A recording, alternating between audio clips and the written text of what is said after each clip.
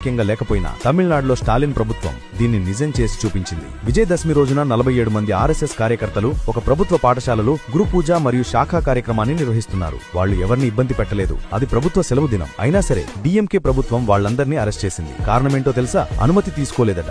ఒక్కసారి మీరే ఆలోచించండి. ఈ రాష్ట్రంలో ఇతర మతాల వారు రోడ్లను బ్లాక్ చేసి మరీ సామూహిక ప్రార్థనలు చేసినా తప్పులేదు. వాళ్లు తమ మత ప్రచారం కోసం మదర్సాలు, మిషనరీ స్కూల్స్ నడుపుకున్నా తప్పులేదు. కానీ హిందూ మెజారిటీ ఉన్న భారతదేశంలో హిందువులకు పండగను అది ఎవరికీ ఎలాంటి ఆటంకం కలిగించకుండా సెలవు రోజున చేసుకుంటే మాత్రం అది పెద్ద నేరమైపోయింది. ఇదేనా స్టాలిన్ గర్వంగా చెప్పుకునే ద్రవిడ మోడల్ అంటే? ఇది ప్రజాస్వామ్యమా లేక నియంతృత్వమా? పేరుకు తగ్గట్టే స్టాలిన్ అసలైన నిరంకుశుడ్లా ప్రవర్తిస్తున్నాడు. వేకప్ హిందూ, ఇకనైనా మేల్కొనండి. కులం, వర్గం, ప్రాంతం అనే గీతలు చెరిపేసి హిందువులుగా మనమంతా ఏకం కావాలి. ఈ అన్యాయాన్ని ప్రశ్నించాలి. ఈ విషయంపై మీరేమంటారో కింద కామెంట్స్ లో మీ గలం విప్పండి. హిందువులారా మేల్కొనండి. ఈ వీడియోను ప్రతి హిందువుకి చేరేలా షేర్ చేయండి. జై హింద్.